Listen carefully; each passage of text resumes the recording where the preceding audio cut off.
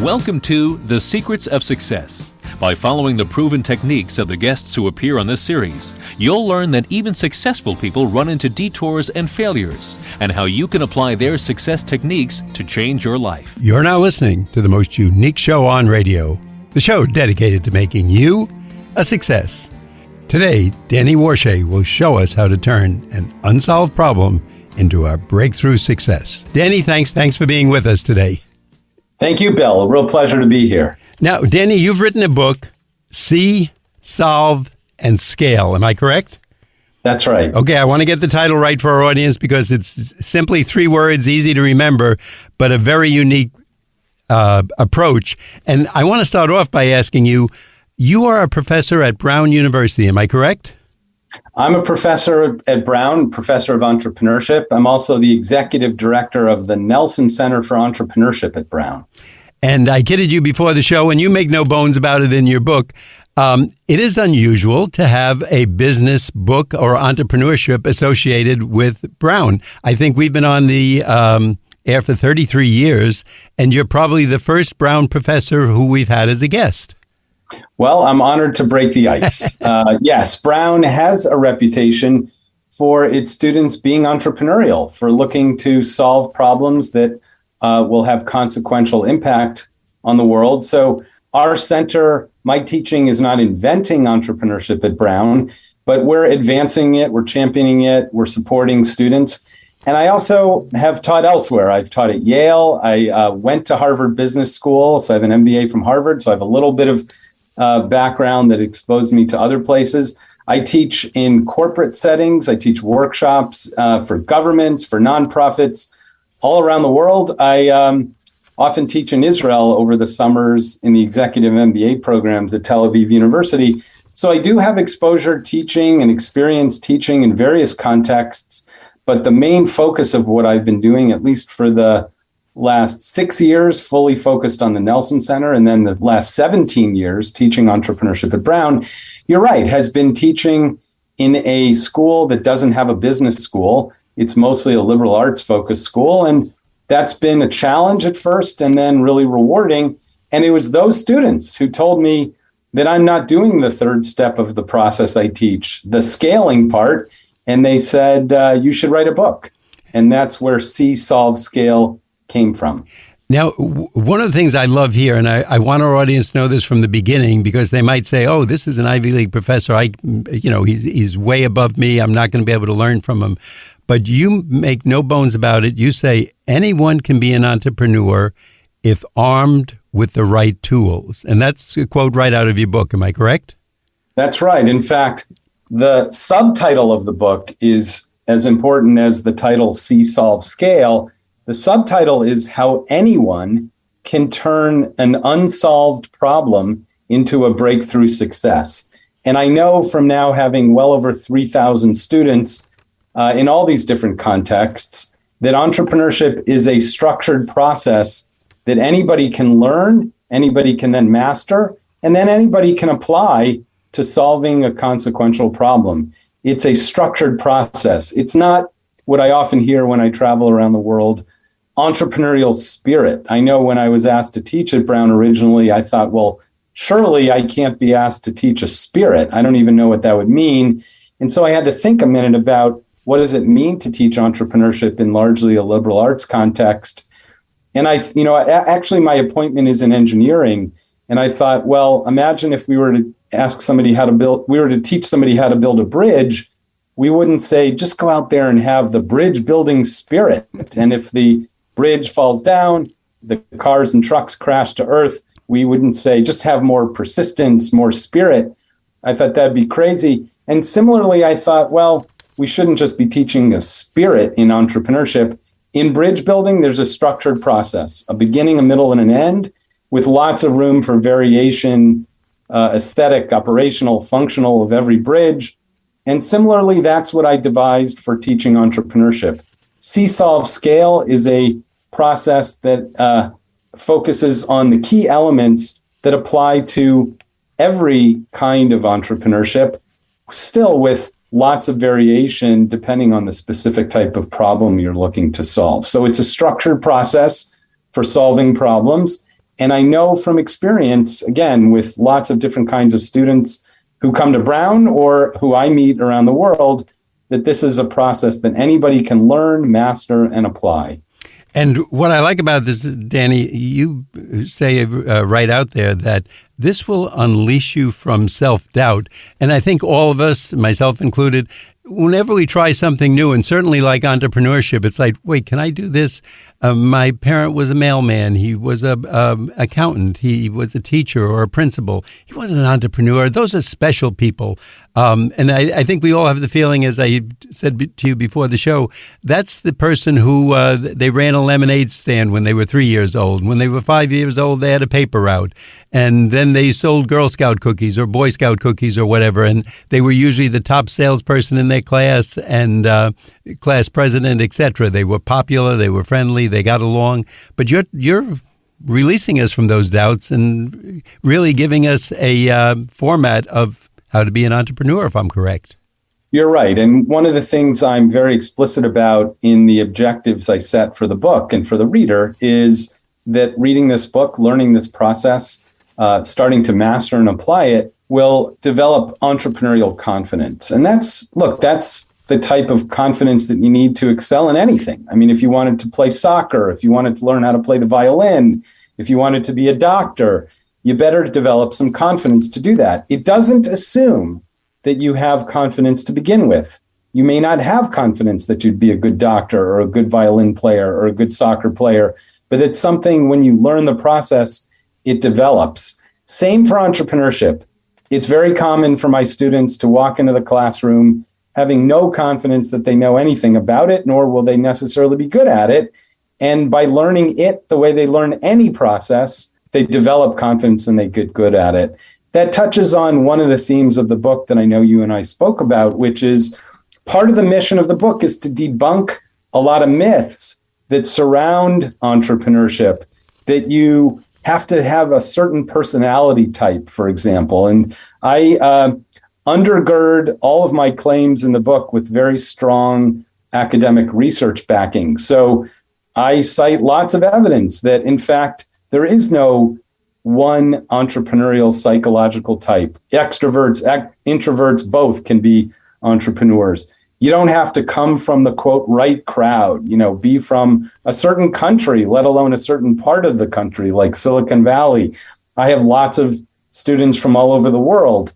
You don't even have to start something from scratch. Sometimes I hear people say, well, I'm not a tech person. I don't know how to invent something. I talk about a phenomenon that I cite through a number of stories in the book and in my teaching called being a geographic follower, which means you can adapt something that other people have invented to a new application or to a new location.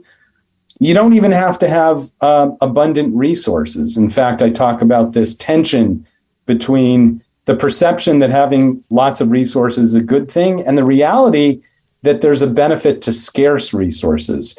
And so one of the things that I do in the book is to help people understand that lots of the myths, the stereotypes are just inaccurate, the same way that stereotypes about anything tend to be inaccurate. And again, it's not just my opinion or even my own entrepreneurial experience, because I wasn't born an academic. I'm not really a trained academic. I was asked well into my career by a beloved professor of mine to come back to Brown and teach after I had had a number of successful startups, including while I was a student at Brown. I was studying history.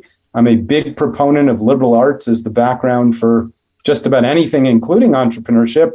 And I fell into an opportunity to be part of the leadership team of a software startup that in the late 80s, we sold to Apple. And so I know what it's like not only to teach entrepreneurship, but I know what it's like through many of the ventures that I've been part of throughout my career to do entrepreneurship. And so I know that a lot of these myths, not only from the research I've done and the research I cite in the book, but from my own practical experience, I know a lot of these myths and stereotypes are just inaccurate. And Danny, I think our audience can glean already from your answers that you're a very approachable person. And I think they're going to be surprised that someone who might be sitting at home thinking, gee, I always wanted to do this, but I know I'm not that type, or, as you said, some of the myths that they fall into, or perhaps errors in judgment, which we'll talk about, those can be debunked. You're going to help us with it, and I'm going to tell our audience something that you are also offering to them. But before we get to that good news, we'd like our audience to know that if you're just tuning in, you're listening to The Secrets of Success on the voice of Nassau Community College, 90.3 WHPC. Our guest today is Danny Warshay, Warshay. He's written the book See, Solve, Scale. And Danny, we're going to ask you where the book is available and how we can get more information.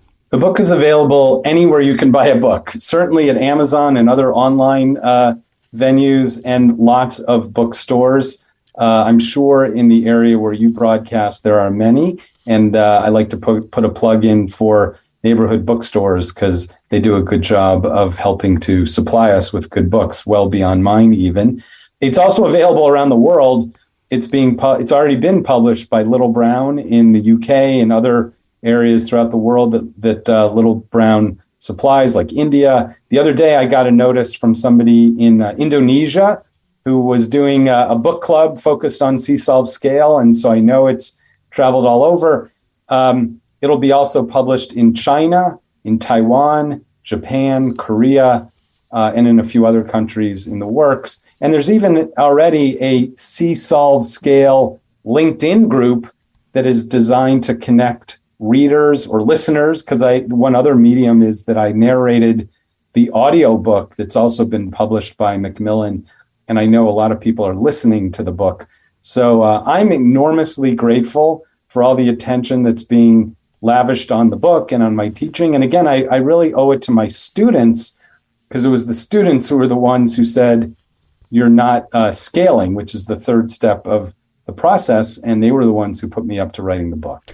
Good for them. We're glad they're out there, and we're glad they're watching over you and making sure you do the right thing. I say when the students become the teacher. So there you go. That's been gratifying as well. Now, there's a saying in your book that I copied because I think it's so pertinent, and I think it'll also loosen up some of our audience to get involved in this. You say about your students, some are making money, some are doing good, and many are doing both, which I just love that. That's going to be one that I keep in my own collection of sayings, because I think obviously you go to school, you've got debt, you want to make some money, but if you can do good for the world, there's a lot of people who get great satisfaction from that. Obviously can make the world a lot better place for those who are suffering, whether it's medical injuries, lack of food, housing, et cetera, and you're showing these people how they can help. So you're opening up doors, whether it's entrepreneurial for profit or not for profit, either way, it's available to people. That's right. That touches on a couple of important issues. One is a central theme of my teaching and of the book is a Japanese concept called ikigai. Ikigai translates as living a life of purpose or of meaning. And it comprises four elements that I hope all entrepreneurs will take seriously, frankly, that I hope anybody will take seriously. They are: do something that you're really good at, you might call that drive. Do something that you really love to do, you might call that passion. Do something that's going to add something meaningful to the world, you might call that purpose. And do something that's going to pay you fairly for the value you're adding. And if you do all four of those things, again, as any endeavor, but especially in entrepreneurship, I think you're going to have a much higher degree of success than you would if one of those things were missing. It also ties back to the definition of entrepreneurship that I had to think up, again, when I was asked to teach at Brown, where there was no business school telling me what entrepreneurship should be. Remember, it's a structured process for solving problems. And I usually find that if we're focused on solving a really important issue that the world is facing, and let's face it, there's no shortage of them these days, we're going to be much more energized and focused on actually having our venture be successful than we would if it were just simply a way of making money. Making money is not a bad thing. Like I said, I went to Harvard Business School. I have a Harvard MBA. Most of my career I've spent in the business world with ventures that are profit-making and profit-focused. But many of the ventures that we're supporting at the Nelson Center at Brown and that I've supported in other ways in my teaching and in my mentorship and coaching have other what I call sustainability models. The third step of the process, scale, I don't define as a business model. I say that overtly in the book, you may remember. It might be a business model, but it might be a nonprofit. It might be a research model. It might be a social venture. One interesting thing is I'm being asked to speak a lot by people in the military at very high levels. It might therefore be in the government. I do a lot of teaching in big companies who need to reinvent themselves and don't know how to do that and are looking to entrepreneurship as a process that their people can learn, can master, and apply. So you're right. I'm agnostic about the specific entity that you might form. All I say is that in order to qualify as an entrepreneur, that third step has to be sustainable over the long term so that you can have big impact and solve the problem fundamentally. That's a real, and again, that's what my students were pointing out I wasn't doing. So good for them for calling me on it. And now this book and these speaking engagements and workshops around the world are providing a venue for me to have that impact. And I think you mentioned before to our audience, if someone says, well, there's really no entrepreneurs in my family and people I can talk to, we're kind of in a different profession. There's even online chat groups that you have that people can get together, talk about their problems, discuss them, and compare what they're learning and perhaps learn from one another. That's right. I mentioned the C-Solve Scale group that's now got members from all over the world. I mentioned Indonesia, but there's Thailand, Singapore, China, and a variety of other places that are Israel that are represented in that C-Solve Scale LinkedIn group. It's an important thing. It also is an area where you can attract new and maybe diverse members of your team because a big section of the book is dedicated to what makes a successful venture team. And in short, the best advice I have, again, that is based on some really substantial research that I share, is a team that's as diverse as possible. And diversity means a lot of different things. It means different personality types, certainly races and genders, different points of view, different skill sets, different backgrounds, maybe different nationalities. It does mean to look beyond your close-knit network of what I call strong ties. And I talk about the difference between strong and weak ties in the book as a vehicle for attracting new members to your team. And then I also talk about the companion to diversity, which we often hear about, and that is inclusion. That it's not enough just to comprise your team from a diverse set of people. You actually have to encourage them and empower them to be their authentic selves and bring their full selves to the table, because I share some important research from Harvard Business School, actually, Ann Morris and Francis Fry, who have demonstrated that actually if you have a diverse team that's not inclusive, that will not necessarily encourage people to be their full selves, those teams will do worse than homogeneous teams. It's only when you have both a diverse team and an inclusive team that those teams outperform homogeneous teams. And so there's a whole bunch of data as well as guidance in the book for how to form, the most successful venture teams.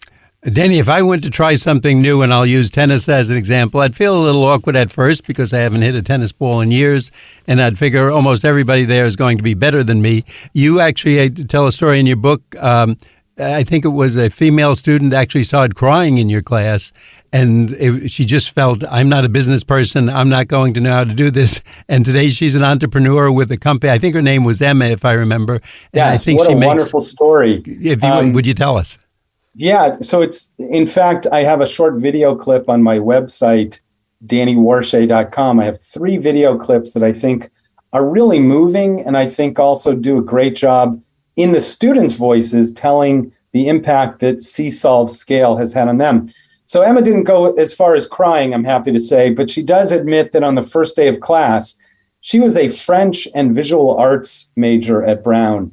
And she was told by lots of her friends that she should take my class. She came kind of reluctantly. In fact, I describe her as a reluctant entrepreneur. She says that she was visibly shaking. She was so nervous that this wouldn't be the right kind of thing for her. I might call on her and she would feel embarrassed. And it was quite the opposite.